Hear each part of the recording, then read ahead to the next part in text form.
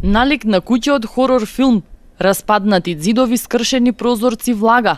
Само овие апликации од цртаните филмови можат да ве асоцираат дека ова е детска градинка. Во вакви мизерни услови се згрижуваат децата од тетовската општина Јегуновце. За сега ги има 25, за повеќе и нема место. Од Министерството за труд и социјална политика уште во март најавија дека во мај годинава ќе биде готова комплетно нова градинка.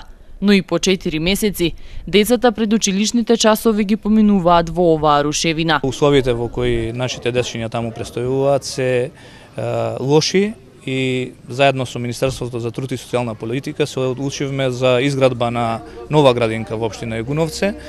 Оврската на општина Јегуновце беше да го изработи проектот и да ги направи сите одобренија во врска со таа градинка, вклучувајќи го и земјиштето. Меѓутоа очекуваме дека наскоро Министерството за труд и социјална политика ќе го распише тендерот за изградба, бидејќи целокупната документација ни е готова.